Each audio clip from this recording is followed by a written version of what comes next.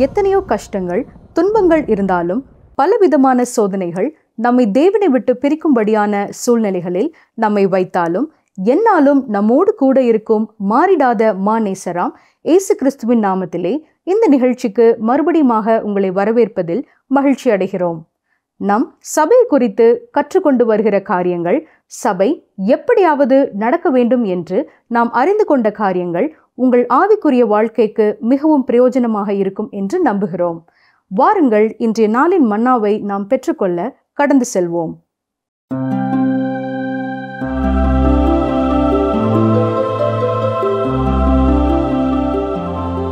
கர்த்தருடைய வார்த்தை கேட்க காத்திருக்கும் உங்களை அன்போடு வரவேற்கிறோம்.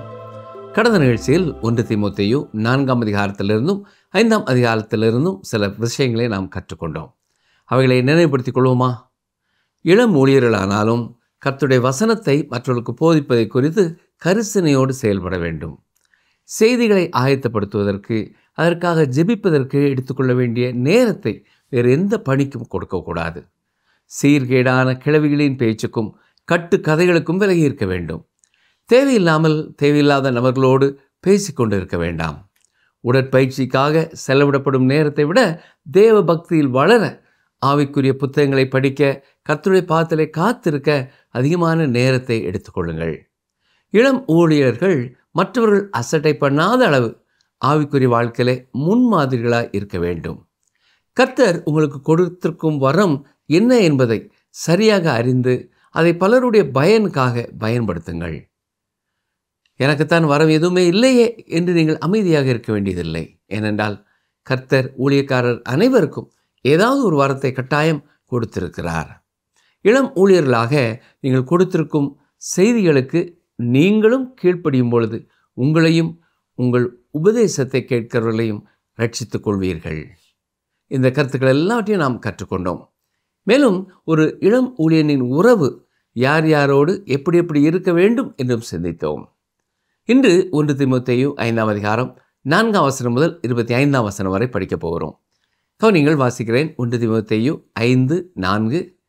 விதவையானவளுக்கு பிள்ளைகளாவது பேரன் பேத்திகளாவது இருந்தால் இவர்கள் முதலாவது தங்கள் சொந்த குடும்பத்தை தேவ பக்தியாய் விசாரித்து பெற்றோர் செய்த நன்மைகளுக்கு பதில் நன்மைகளை செய்ய கற்றுக்கொள்ள கடவர்கள். அது நன்மையும் தேவனுக்கு முன்பாக பிரியமுமாய் இருக்கிறது.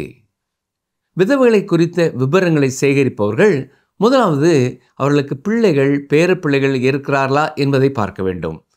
முதலாவது குடும்பத்தின் அங்கத்தினர்கள் தான் இப்படிப்பட்டவர்களை கவனிக்க வேண்டிய பொறுப்புள்ளவர்களாய் இருக்கிறார்கள். அன்று எப்படி இது கடவுளுடைய திட்டமாய் இருந்ததோ இன்றும் இதுவே தேவனுடைய திட்டமாய் இருக்கிறது.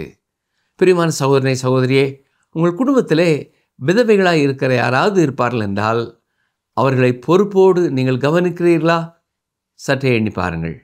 அது உங்கள் தாயாகவோ அல்லது அத்தையாகவோ அல்லது பாட்டியாகவோ கூட இருக்கலாம். குடும்ப அங்கத்தினராக நீங்கள் அவர்களை கவனிக்க வேண்டியது உங்கள் பொறுப்பு. சரி, வசனம் 5, 1 தீமோத்தேயு 5:5.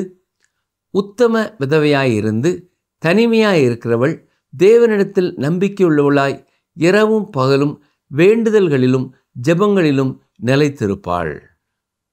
இங்கே ஒரு விதவை தனிமையாயிருக்கிறாள். அப்படி என்றால் அவள் தேவை நிறைந்தவளாய் இருக்கிறாள். இவள் தெய்வ பக்தி உள்ள ஒரு பெண், ஜெபித்து கொண்டே இருக்கிறாள். சபைக்காகவும் போதகருக்காகவும் மட்டும் ஜெபிக்காமல் அவளுக்கும் அவளுடைய தேவைகளுக்காகவும் அவள் ஜெபிப்பாள். அதை செய்ய அவளுக்கு உரிமை உண்டு. அப்படிப்பட்ட விதவைகளுக்கு உதவி செய்யவே தேவன் நம்மை வைத்திருக்கிறார். இப்படிப்பட்ட ஒரு விதவையை உங்கள் சபையிலே நீங்கள் பார்ப்பீர்கள் என்றால் தேவனுடைய திட்டத்தின்படி அவர்களை கவனிக்க வேண்டிய பொறுப்பு உங்கள் சபைக்கு உண்டு. 1 தீமோத்தேயு 5ஆம் அதிகாரம் 6ஆம் வசனம். சுகபோகமாய் வாழ்கிறவள் உயிரோடு செத்தவள். ஒரு விதவையின் வீட்டிற்கு நீங்கள் செல்லும் பொழுது அங்கே அடிக்கடி அவள் பலருக்கு விருந்து பண்ணி கொண்டிருப்பாள் என்றால் அப்படிப்பட்ட விதவைகளுக்கு சபை உதவி செய்ய வேண்டியது இல்லை. அவர்களுடைய பிள்ளைகள் திருச்சபையில் எவ்வளவு முக்கியமான ஒரு அங்கத்தினராக இருந்தாலும் அப்படிப்பட்ட விதவைகளுக்கு திருச்சபையிலிருந்து உதவி செய்ய வேண்டிய அவசியம் இல்லை. 1 தீமோத்தேயு 5ஆம் அதிகாரம் 7ஆம் வசனம். அவர்கள் குற்றம் சாட்டப்படாதவர்களாக இருக்கும்படி இவைகளை கட்டளையிடு. பவுல் இங்கே சொல்வது என்ன?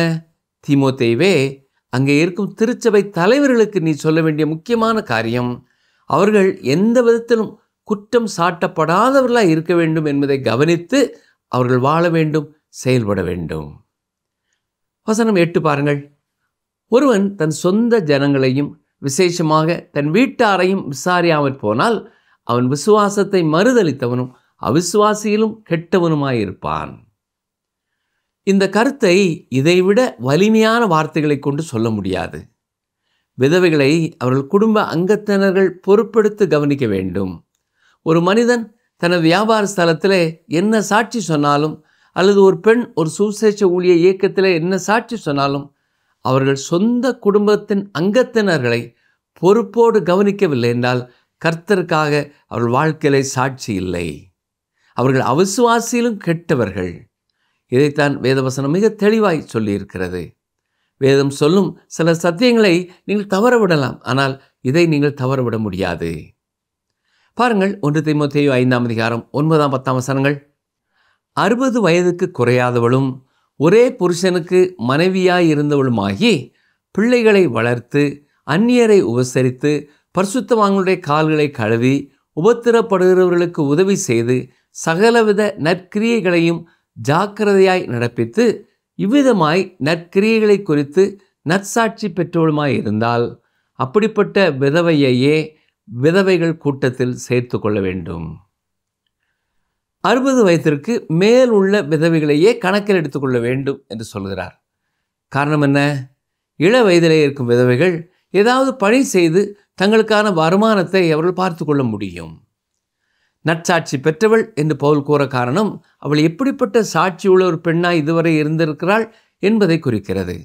அதாவது விதவை கூட்டத்திலே ஒரு பெண்ணை சேர்க்கும் பொழுது அவளுடைய முந்திய வாழ்க்கை எப்படி இருந்தது என்பதையும் கவனித்து பார்க்க வேண்டும். விதவைகள் என்று உதவி தேடி வரும் எல்லாருக்கும் உதவி செய்ய வேண்டும் என்று சொல்லவில்லை. இந்த வசனம் சொல்கிறது போல சாட்சியுள்ள வாழ்க்கையை நடத்தி அவள் தேவையுள்ளவளாய் இருப்பாள் என்றால் அவளுக்கு உதவி செய்ய வேண்டும். இதே அடிப்படை கொள்கைகளை கொண்டு இன்றும் திருச்சபைகளிலே விதவைகளுக்கு உதவி செய்வார்கள் என்றால் அது சிறந்த ஒரு காரியம். இதற்கு பதிலாக உணர்ச்சிகளின் அடிப்படையிலோ அல்லது உறவினர்கள் என்ற அடிப்படையிலோ இந்த தீர்மானங்கள் எடுக்கப்படக்கூடாது. நமது திருச்சபையிலும் தனித்து தேவையோடு வாழும் விதவைகளை நாம் கவனிக்காமல் விட்டுவிட வாய்ப்பு இருக்கிறது. அவர்களுடைய பிள்ளைகள் ஒருவேளை தூரமான இடத்திற்கு சென்றிருக்கலாம் அல்லது மரித்து போயிருக்கலாம். அப்படிப்பட்ட சூழ்நிலையிலே தனித்திருக்கும் விதவைகளை பொறுப்பெடுத்து கவனிக்க வேண்டியது திருச்சபையின் பொறுப்பு. இப்படிப்பட்ட பணியை ஒரு திருச்சபை சரியாக செய்யும் என்றால் அதை உலகம் கவனிக்காமல் கடந்து செல்லாது.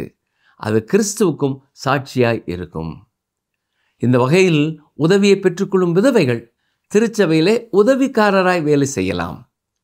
சாட்சியுள்ள சிலரை இந்த காலத்திலும் வேதாம பெண்களாக நியமித்து சுகவீனமாயிருப்பவர்களை சந்தித்து கர்த்தருடைய வார்த்தையை கொடுக்கும் ஜெபிக்கும் பணியிலே பயன்படுத்தலாம். ஒருமுறை ஒரு திருச்சபையிலே ஒரு குடும்ப தலைவர் மரித்து போய்விட்டார். அவர் விட்டு சென்ற மனைவியை சந்தித்து அவர்களுக்கு நல்ல ஒரு ஐக்கியம் கொடுக்க அந்த திருச்சபையில் உள்ள ஒரு விதவையான சகோதரிக்கு பொறுப்பு கொடுக்கப்பட்டது.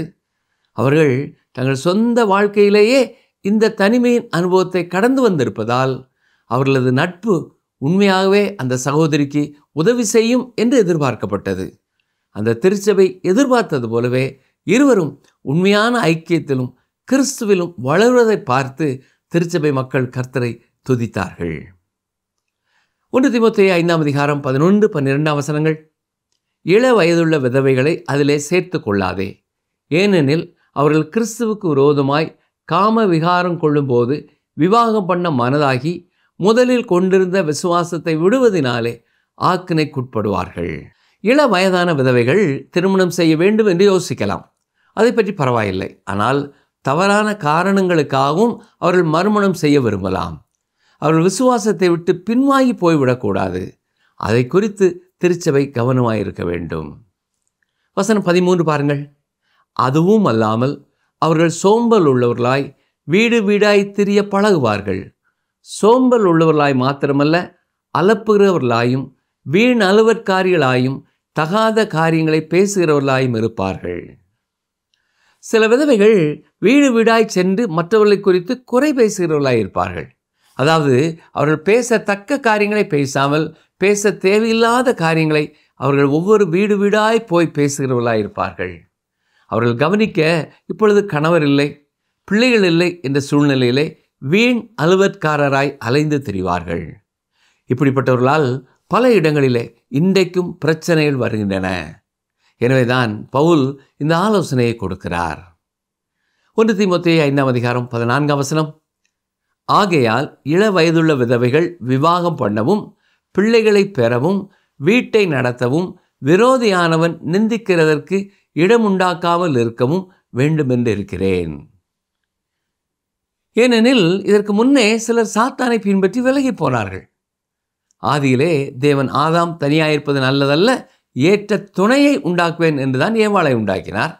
எனவே அடிப்படையாக ஒரு பெண் படைக்கப்பட்டதின் நோக்கம் அவளுடைய கணவனுக்கு அவள் எல்லா விதங்களிலேயும் உதவி செய்கிறவளாய் இருக்க வேண்டும்.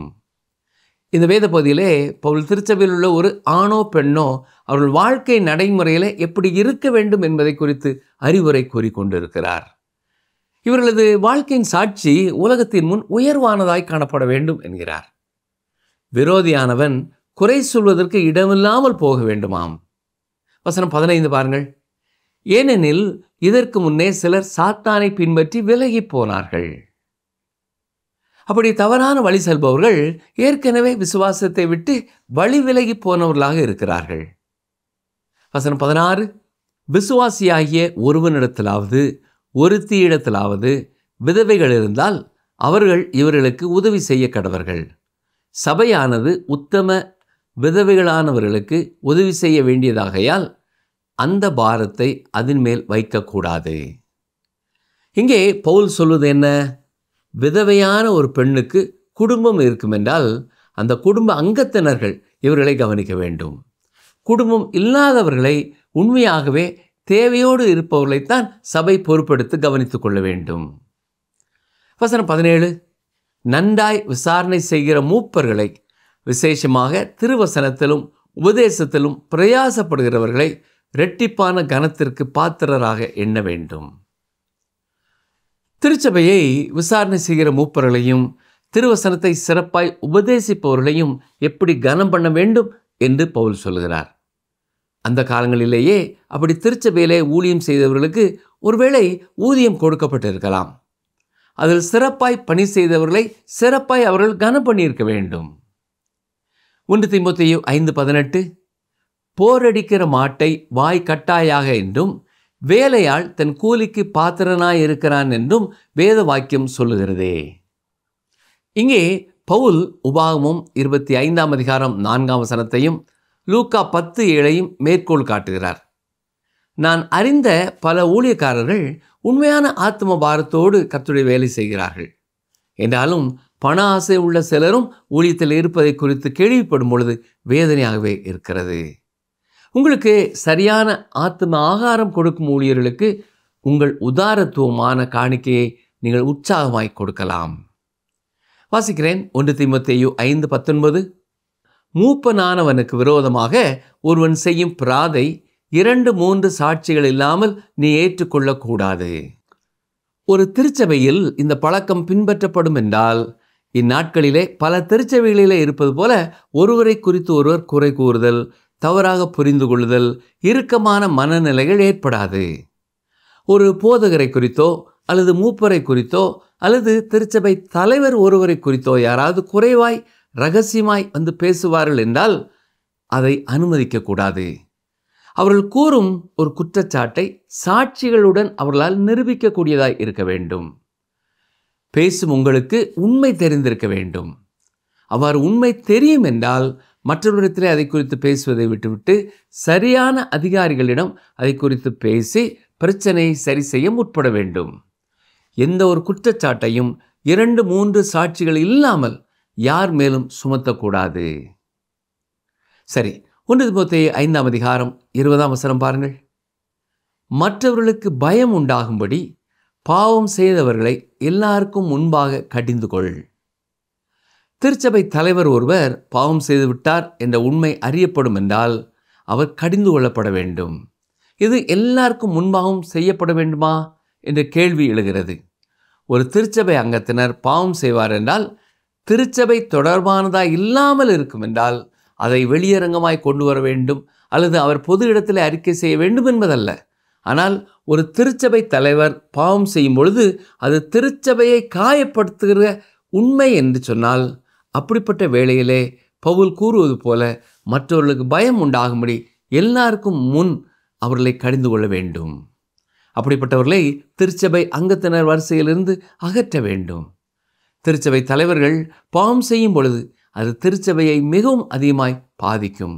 எனவே பவுல் அப்போஸ்தலன் கூறுவது போலவே இந்த ஒழுங்கை கையாள வேண்டும். 1 தீமோத்தேயு 5ஆம் அதிகாரம் வசனம் 21 பாருங்கள். நீ பட்சபாதத்தோட ஒன்றும் செய்யாமலும் விசாரிக்கும் முன் நிர்ணயம் பண்ணாமலும் இவைகளை காத்து நடக்கும்படி தேவனுக்கும் கர்த்தராகிய இயேசு கிறிஸ்துவுக்கும் தெரிந்து கொள்ளப்பட்ட தூதருக்கும் முன்பாக உறுதியாய் கட்டளையிடுகிறேன். தீமோத்தேயு திருச்சபையில் உள்ள அனைவரையும் ஒன்றுபோல நடத்த வேண்டும். எதையும் பட்சபாதத்தோடு செய்யக்கூடாது. ஒரு சபையிலே போதகரிடத்திலே நல் மதிப்பை பெற்ற ஒரு செல்வந்தன் இருக்கலாம், நல்ல உடை எடுத்து கொடுத்திருக்கலாம், அல்லது போதகர் கார் வாங்க அவன் உதவி செய்திருக்கலாம்.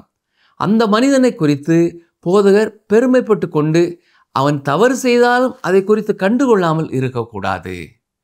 திருச்சபையிலே பாரபட்சமற்றவர்களாக இருக்க வேண்டும். இந்த சத்தியத்தை தான் யாக்கோவும் தனது நிருபத்திலே 2ஆம் அதிகாரத்தில் எழுதியிருக்கிறார். 1 தீமோத்தேயு 5ஆம் அதிகாரம் 22ஆம் வசனம் பாருங்கள். ஒருவன் மேலும் சீக்கிரமாய் கைகளை வையாதே, மற்றவர்கள் செய்யும் பாவங்களுக்கும் உடன்படாதே, உன்னை சுத்தவானாக காத்துக்கொள். திருச்சபை மூப்பர்கள் பொறுப்பெடுக்கும் பொழுது அவர்கள் மேல் கரங்களை வைத்து அவ்வாறு செய்ய வேண்டும் என்று 1 தீமோத்தேயு 4:14 படித்தோம். அவ்வாறு கரங்களை வைப்பது ஊழியத்திலே அவர்கள் உடன் பங்காளர்கள் என்பதை வெளிப்படுத்துகிறது என்றும் பார்த்தோம். இந்த வசனத்தில் நாம் வாசிக்கிற சத்தியம் என்னவென்றால், புதிதாக மனம் திரும்பியவருக்கு மேல் கைகளை வைத்து அவசரப்பட்டு சீக்கிரமாக பொறுப்பு கொடுக்கக்கூடாது. சபையில் உள்ள ஒரு மனிதன் வேத வசனங்களிலே ஆழமாக கற்றுக்கொள்ளும் முன் வசனத்தை போதிக்கும் பொறுப்பை அவனுக்கு கொடுக்கக்கூடாது. அப்படி கொடுத்தால் அவன் கொடுக்கும் வேத வியாக்கியானங்கள் வித்தியாசமானதாய் போய்விடும்.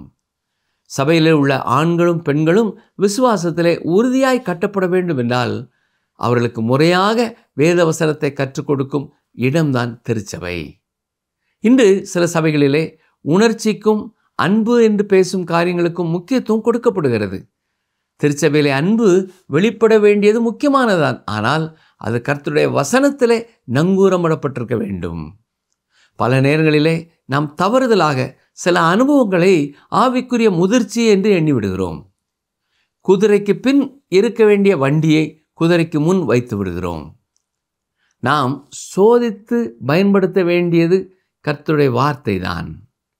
அந்த சத்தியத்தை அவர்களது அனுபவம் உறுதிப்படுத்தலாம். வேத வசனத்திற்கு எதிரடையான அனுபவம் எதுவானாலும் அது தேவனிடத்திலிருந்து வந்தது அல்ல என்பதை புரிந்து கொள்ள வேண்டும். எபேசு பட்டணத்தின் பகுதிகளிலே அநேகர் புதிதாய் மனம் திரும்பியிருந்தார்கள். அவர்களுக்கு கற்றுக் கொடுக்கப்பட வேண்டிய அவசியமான காரியங்கள் இருந்தன. வேத வசனத்தை சரியாய் கற்றுக் கொடுக்கக்கூடியவர்களை தெரிந்தெடுத்து பொறுப்பை கொடுக்க வேண்டிய மிகப்பெரிய வேலையை தீமோத்தேயு செய்ய வேண்டியது இருந்தது. மற்றவர்கள் செய்யும் பாவங்களுக்கும் உடன்படாதே, உன்னை சுத்தவானாக காத்துக்கொள் என்று வாசிக்கிறோம். அப்படி சொல்லும் பொழுது சமரசம் செய்யாதே என்று பொருள். தீமோத்தேயுவே, புதிய விசுவாசி ஒருவரை வசனத்தை கற்றுக் கொடுக்கும் பொறுப்பை கொடுக்கும்படி யாரும் உன்னை ஏமாற்றி விடாதபடி பார்த்துக்கொள். அப்படி செய்தால் அந்த பாவத்திற்கு நீயும் உடன்பட்டாய் என்றுதான் பொருள். வசனத்தை போதிக்கிறவர்கள் வசனத்தை ஆழமாய் கற்றவர்களாய் இருக்க வேண்டும்.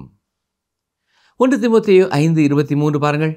நீ இனிமேல் தண்ணீர் மாத்திரம் குடியாமல் உன் வயிற்றிற்காகவும் உனக்கு நேரிடுகிற பலவீனங்களுக்காகவும் கொஞ்சம் திராட்சரசமும் கூட்டிக்கொள்.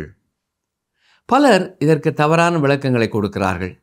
திராட்சரசம் என்பது அந்த காலங்களிலே போதைக்காக அருந்துவதல்ல, அது மருந்தாய் பயன்படுத்தப்பட்டது.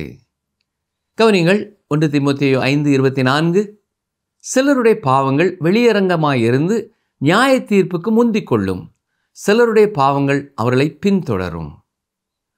ஒரு கிறிஸ்தவனுடைய பாவத்தை இந்த உலகத்திலே இப்பொழுதே தேவன் நியாயம் தீர்ப்பார்.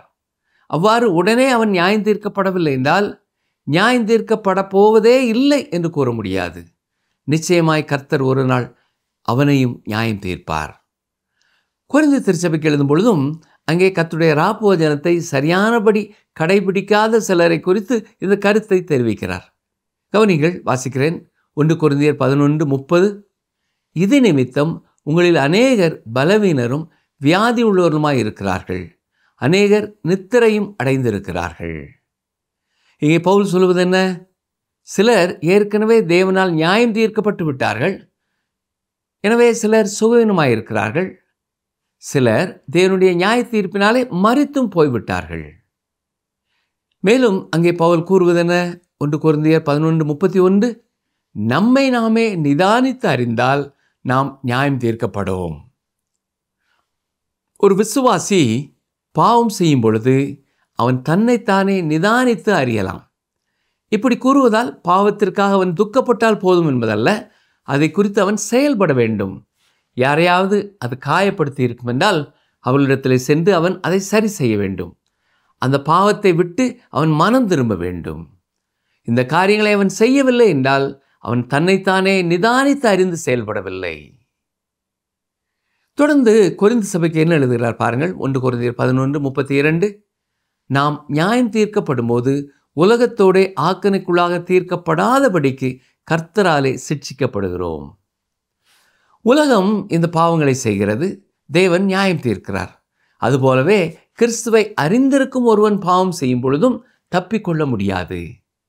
உங்களை நீங்களே நியாயம் தீர்த்து கொள்கிறீர்கள், அல்லது தேவன் உங்களை நியாயம் தீர்ப்பார். உங்களை நீங்களே நியாயம் தீர்த்து கொள்வீர்கள் என்றால் காரியம் அதோடு முடிவடைந்து விடுகிறது.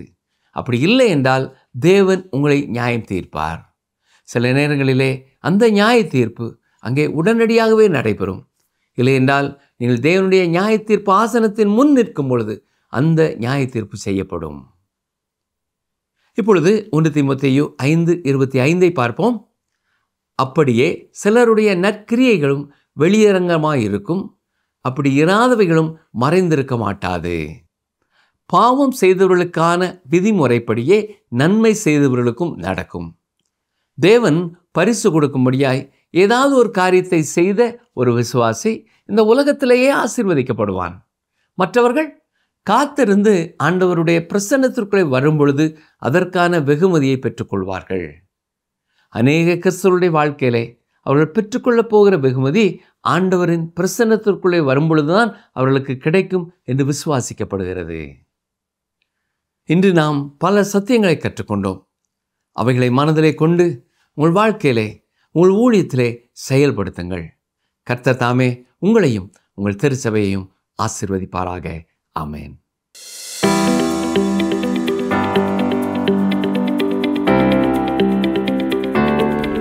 எப்போது நாம் நியாயம் தீர்க்கப்பட மாட்டோம்? எப்போது நாம் நியாயம் தீர்க்கப்பட மாட்டோம்?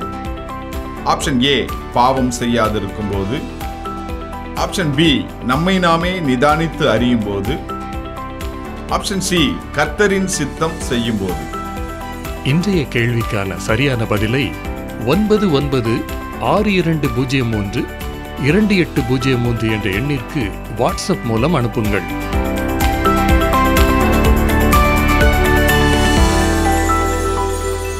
கிறிஸ்துவுக்குள் அன்பின் நேயர்களே, இன்றைய நாளின் வேத தியானம் உங்களுக்கு ஆசீர்வாதமாக இருந்திருக்கும் என்று நம்புகிறோம். ஒவ்வொரு சிறு காரியத்தையும் விடாமல் பவுல் தீமோத்தேயுவுக்கு எழுதுகிறார். எல்லாவற்றையும் சபை ஒழுக்கமாயும் கிரமமாயும் செய்ய வேண்டும் என்பதற்காக பவுல் எல்லா காரியங்களையும் தெளிவாக சொல்லியிருக்கிறார். இந்த நாளிலும் நாம் முக்கியமாக விதவைகள் எப்படி இருக்க வேண்டும், எப்படிப்பட்டதான வகையில் அவர்களுக்கு சபை உதவி செய்ய வேண்டும் என்று சொல்லப்பட்டிருக்கிறது. நாமும் அதை உணர்ந்து அவ்வாறு செய்ய முயற்சி செய்வோம். பிரியமான நேயர்களே, விதவைகளுக்கு மட்டும் உதவி செய்ய வேண்டுமா? இல்லாவிட்டால் நம் சபையில் உள்ள ஆதரவற்றவர்களுக்கும், அனாதைகளுக்கும், வாழ வழி இல்லாதவர்களுக்கும், ஏழைகளுக்கும் உதவி செய்வது அவசியமா? பாவம் செய்தவர்கள் திருச்சபை தலைவர்களாக இருந்தாலும் சரி, ஊழியர்களாக இருந்தாலும் சரி, பெரும் பணக்காரர்களாக இருந்தாலும் சரி, முக்கிய பிரமுகர்களாக இருந்தாலும் சரி, நம்மால் அவர்களை தைரியமாக கடிந்து கொள்ள முடியுமா? சற்று சிந்தித்து பார்ப்போம். இந்த நிகழ்ச்சி உங்களுக்கு பிடிச்சிருக்கா? அப்ப இப்பவே மிஸ்டர் கால் கொடுங்க. பரிசு வெல்றது நீங்களாவும் இருக்கலாம்.